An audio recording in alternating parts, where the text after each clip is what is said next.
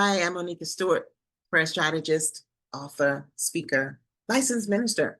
And today I'm coming to you as your clarity coach, helping you to uncover truth, unlock clarity, and to unleash destiny, one clarity cue at a time.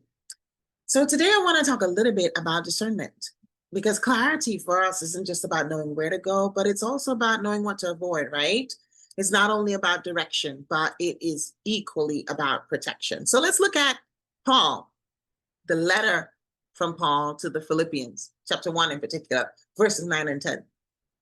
Here's what he says. This is my prayer, that your love may overflow more and more with knowledge and full insight to help you to determine what is best, so that in the day of Christ, you may be pure and blameless. Philippians is Paul's letter from prison to the believers in Philippi, a community of people that he loved very deeply. And here, Paul's prayer is linking love, knowledge, and full insight, which is spiritual perception, to one's ability to determine what's best, or more literally, to discern the things that matter most. This is more than just moral decision-making for Paul. It is spirit-shaped capacity to distinguish what is vital from what is trivial, to separate or to delineate what is authentic from what is counterfeit, and to know what is the assignment versus what might be a distraction. For the late Dr. Katie Geneva Cannon, she says of marginalized communities that discernment is not merely an intellectual skill. It is, in fact, a survival strategy. She writes that when you have lived at the intersection of multiple oppressions, that you learn to read the signs, you learn to test the spirits, and you choose the path that will not destroy your soul. In womanist theology, discernment is not a luxury. It's a form of spiritual resistance, and it is a God-given gift that helps Black women and all who have been historically silenced to avoid the traps that drain life and derail purpose.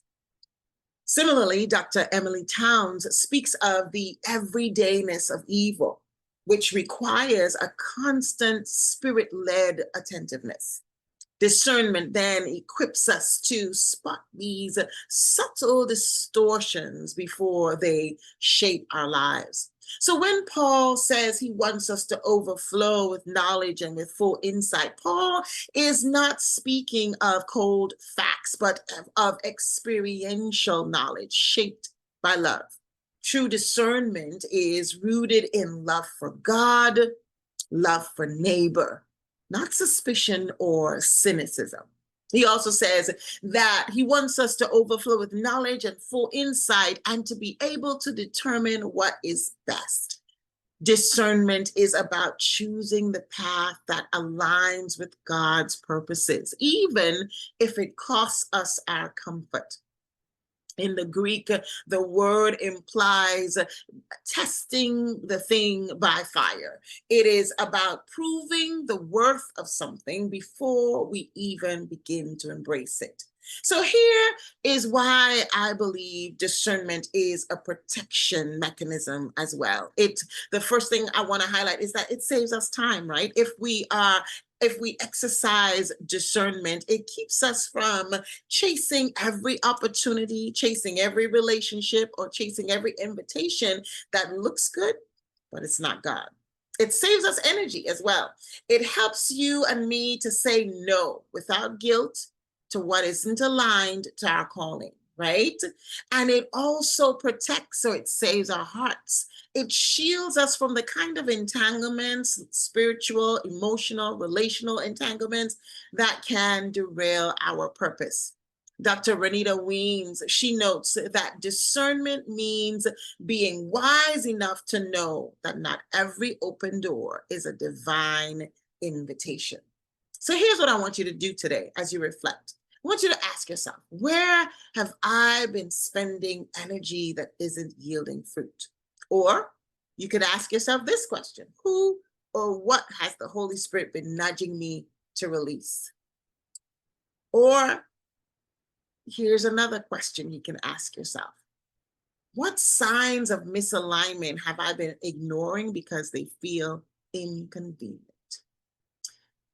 Once you've reflected or asked yourself these questions, here's what I want you to take away from today's session. Here are what I call some steps toward protective clarity.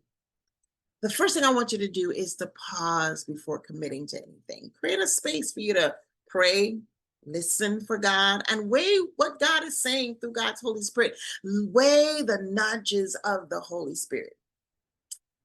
Second thing you can do is test to see how these things align.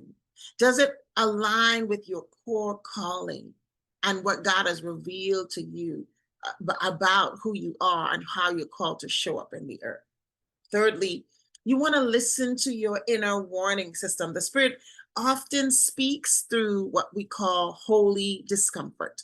And fourthly, you must anchor yourself in love, not fear.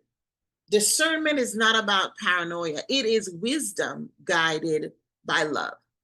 So, as we go about our day today, I want you to hear me say this. Every yes is an investment, but discernment makes sure it's not a bad one. Go and be blessed.